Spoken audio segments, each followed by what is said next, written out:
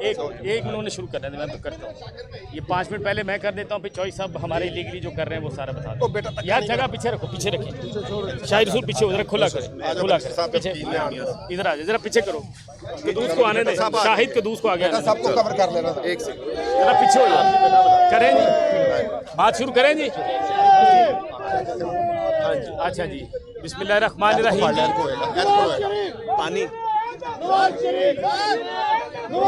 बस बस बस बस जी, बिस्मिल्लाहिर्रहमानिर्रहीम। आज NA 122 के अंदर मेरे जो पिटीशन थी, आज उसका दूसरा दिन था। हम चाहते तो बहुत से एतराज़ात थे जो बानिए PTI पे किए जा सकते थे।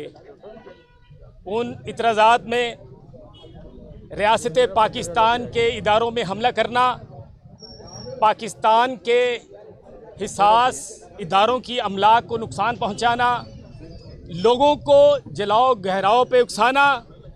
अगर हम इतराज़ करना चाहते तो ये इतराज़ भी था कि उनका फैमिली ट्री भी मुकम्मल नहीं था, लेकिन हमने ये कोई इतराज़ नहीं किया।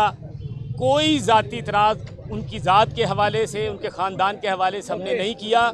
हमने 2 कानूनी नकात पे इतराज़ उठाए जो जेन्युइन बनते थे कि बानिए PTI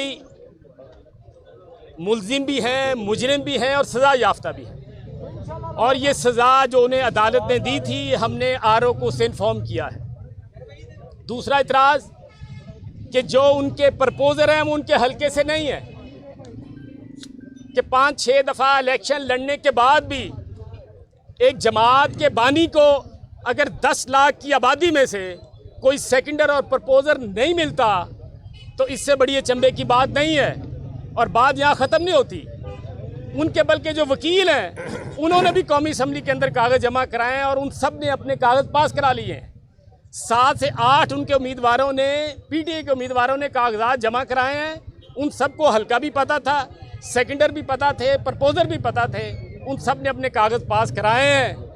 लेकिन एक्स चेयरमैन PTI ने जानबूझकर दानिस्ता इस हल्के से अपने कागज़ रिजेक्ट कराए हैं, इसलिए कि वो 2018 में कौमी और सूबाई असम्बली की सीटें हारे थे और उन्हें 100% यकीन था कि इस हल्के के अंदर जहां हम खड़े हैं, यहाँ हसास इदारों पर, हमारी सरकारी इमलाक पर उनके कहने पे हमले किए गए हैं। यहाँ के रिहायशियों ने उनसे नफ़रत का इजहार किया था, उनकी इन हरकत को नापसंदीदगी की नज़र से देखा था, इसलिए इस हल्के से उन्होंने राय फरार हासिल करते हुए जानबूझकर सेकेंडर इस हल्के से बाहर डाला ताकि कोई इतराज़ करे या ना करे उनके कागज़ रिजेक्ट हो जाएं। क्या ये मुमकिन था कि 71 से ज़्यादा सेकेंडर प्रपोज़र इस हल्का के अंदर आए? सब इस हल्का के अंदर थे। इन 71 में 34 के करीब सेकेंडर प्रपोज़र और कागजात जमा कराने वाले लोग PTI के थे। सबके कागज़ जमा हो गए हैं। उनके केस लड़ने वाले अज़र सदीक साहब के अपने कागज़ अप्रूव हो गए हैं, लेकिन इमरान खान के कागज़ रिजेक्ट कराए गए हैं। जो हमारा इतराज़ तो एक बहाना था, इनफैक्ट उनका इस हल्के से एक फ़रार वो चाहते थे, और उस फ़रार की वजह यही थी कि ये हल्का पूरे पाकिस्तान में उनसे नफ़रत इसलिए करता है कि इस हल्के के अंदर उन्होंने यहाँ रहने वालों पे, हमारी अमलाक पे, रियासत की अमलाक पे उन्होंने हमले कराए। उन्हें पता था यहाँ के लोगों ने उन्होंने वोट नहीं देने, इसलिए वो यहाँ से राय फरार हासिल कर चुके हैं। मियां साहब ये बताइएगा कि जैसे आप कह रहे हैं कि इमरान खान खुद इस हल्के से फरार हो रहे हैं, तो इसका मतलब है आप तो उनके हाथों में खेल रहे हैं, आप ना इतराज़ दायर करते होंगे? नहीं, ये उनका राय फरार है, लेकिन मैंने जिस तरह पहले कहा कि वो मुजरिम भी हैं, मुल्जिम भी हैं और सज़ा याफ्ता भी। सो ये मेरा फ़र्ज़ है कौम को बताना, लोगों को बताना कि वो एक सज़ा याफ्ता है, मुजरिम है, मुल्जिम है। वो मैंने अपना हक अदा किया है। ये बता दें, आइंदा इलेक्शन जो है 9 मई के वाक़े में लड़ेंगे या अपने मंशूर पे या अपने कार? हमने 100% ही अपने मैनिफेस्टो पे लड़ना है, लेकिन मैं जिस हल्के में खड़ा हूँ ये 9 मई का बरह रास्त अफेक्ट ही है। हम लोगों ने तकलीफ़ें देखी हैं, यहाँ लोगों के रास्ते बंद किए गए हैं, लोगों के कारोबार बंद किए गए हैं, घराव जलाओ किया गया है जिस हल्के के अंदर हम खड़े हैं, इसलिए मेरा बात करना उस पर भी ज़रूरी बनता है।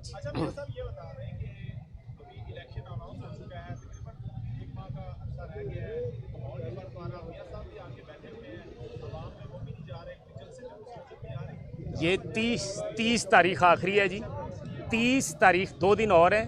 इंशाल्लाह मियां नवाज शरीफ साहब सारे पाकिस्तान के अंदर 30 तारीख तक टिकटों के फैसले हैं। इंशाल्लाह वो पंजाब और उसके बाद बलूचिस्तान, सिंध, KPK के अंदर से अपनी कैंपेन का आगाज़ करेंगे इंशाल्लाह। सो सिर्फ ये 2 दिन है, जैसे फैसले होंगे पूरे पाकिस्तान में कैंपेन ऑन होगी। इमरान खान साहब के वकील ने आपकी तरफ इशारा करते हुए ये एतराज़ उठाया, आपको तो मालूम ही नहीं था, कुछ नामालूम अफराद ने सोए हुए मियाँ नसीब को जगाया है, पूरा केस बना के दिया है और कहा है बस आप हमारे कोई नामालूम अफराद नहीं है। नामालूम हमें इतला देने वाले हमने हमें इतला देने वाले मेरे लोग हैं जी। हम आवाम से जुड़े हुए लोग हैं, आवाम से आए, हम गली मोहल्ले के लोग हैं। वही बात करते हैं, वो RO के पास करें, अदालत में करें या मीडिया के आगे बात करें। हम आवाम से जुड़े हुए लोग हैं, वही बात करेंगे। इसलिए जिन्होंने बात की है उनके रिलेशन हो सकते हैं, हमें इससे कोई ताल्लुक वास्ता नहीं। बिस्मिल्लाहिर्रहमानिर्रहीम। बड़ा मुख्तसरन आज जो बहस हुई अदालत के अंदर, उसको मैं सामा मुख्तसर अंदाज में कर देता हूँ। हमारे जो ऑब्जेक्टर हैं मियाँ साहब, ये अल्हम्दुलिल्लाह 3 बार के MPA हैं और इस वक्त इस कौमी असम्बली के हल्के से नेशनल असम्बली के उम्मीदवार हैं। तो ये प्रपोज़र थे। कल ये भी एतराज़ उठाया गया आपके सामने कि ये तो इस हल्के के रहने वाले नहीं हैं, इस हल्के के वोटर भी नहीं हैं। और इससे बड़ी शर्मनाक बात अब क्या हो सकती थी? आज इस पर बात ही नहीं की। मियाँ साहब यहाँ से 3 बार के MP हैं, उनको कोई कहे कि इस हल्के का वोटर नहीं है, तो इससे बड़ी शर्मनाक और कोई बात या झूठ नहीं हो सकता। जिस तरह मियाँ साहब ने अभी कहा, एतराज़ात बहुत से थे, हम वो एतराज़ात सारे उठा सकते थे, जिनका भी इन्होंने जिक्र किया कि खान साहब अभी बहुत से केसों में इश्तारी भी हैं। बहुत से केस ऐसे हैं जो रियासत पाकिस्तान के ऊपर हमला है, बहुत से केसेस ऐसे हैं जो 9 मई के वाक़यात से रिलेटेड है, लेकिन वो बातें हमने नहीं की। हमने 2 बातें आज सिर्फ की हैं। एक बात हमने की है कि इनके जो प्रपोज़र हैं, यानी इनके तायद कुनुंदा, उनका ताल्लुक इस हल्के से नहीं है। NA 122 के वो वोटर नहीं है। और उसके ऊपर मैंने सुप्रीम कोर्ट के 5 फैसले, 2 जज साहबान के, 3 जज साहबान के और 5 जज साहबान के पेश किए, और लाहौर हाई कोर्ट के 3 फैसले 2-2 जज साहबान के मैंने पेश किए, जिसमें उन्होंने कहा है हाई कोर्ट ने और सुप्रीम कोर्ट ने कि अगर प्रपोज़र और सेकेंडर उस हल्के का नहीं है तो वो किसी को प्रपोज नहीं कर सकता और वो कैंडिडेट जो है इलेक्शन नहीं लड़ सकता। उसके कागजात नामजदगी मुस्तरद होंगे, रिजेक्ट होंगे, खारिज होंगे, कैंसिल होंगे। एक ये पॉइंट है, इसका वो जवाब नहीं दे सके। उन्होंने इसका जवाब ये दिया कि जनाब हमें पता ही नहीं चला कि ये नई हल्का बंदियों में वो हल्का निकल गया है और दूसरे हल्के में चला गया है।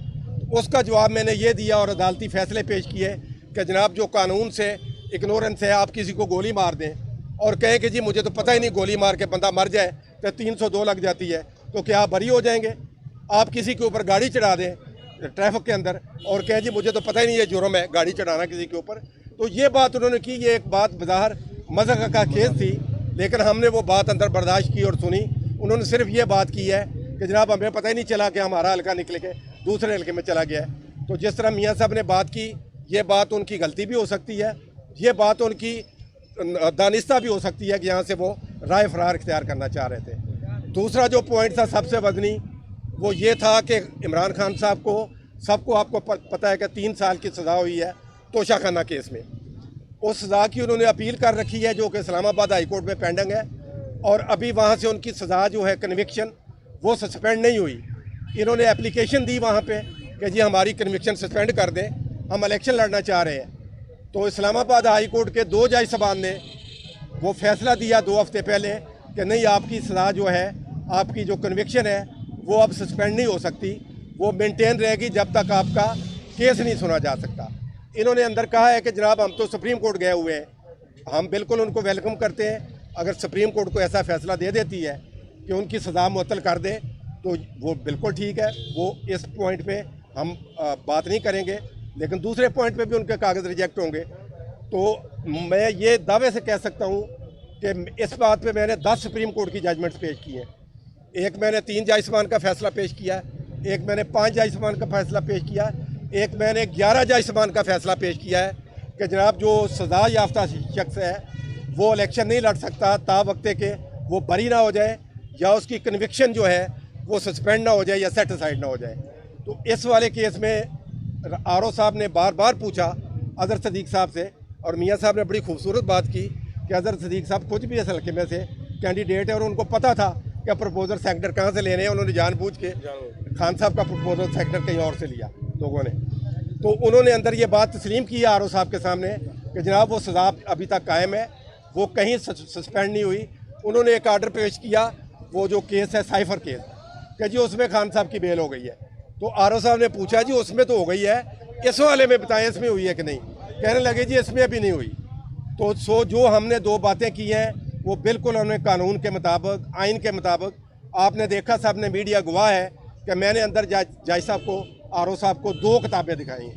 एक मैंने उनको आईने पाकिस्तान दिखाया है कि इसमें आर्टिकल 62 है और आर्टिकल 63 है जो इमरान खान साहब को इलेक्शन लड़ने की इजाज़त नहीं देता, और दूसरी उनको मैंने इलेक्शन लॉज की किताब दिखाई जिसकी दफ़ा 60 है और दफ़ा 62 है और उसकी 232 है जो उनको इलेक्शन लड़ने की इजाज़त नहीं देती। तो मुझे कभी इम्कान है कि आज जो फैसला रिज़र्व हुआ है ये इंशाल्लाह जल्दी अनाउंस होगा, आज अनाउंस होगा या मैक्सिमम 30 तारीख तक ये अनाउंस होगा। तो इस हल्के में से मैं कभी उम्मीद करता हूँ, क्योंकि हमने कानूनी बात की है, हमने आइनी बात की है, हमने अदालतों के नज़ायर पेश किए हैं, हमने अदालतों के हवाले दिए हैं फैसलों के, जिनके ऊपर ये डिस्क्वालिफिकेशन होती है वो इलेक्शन नहीं कभी भी नहीं लड़े।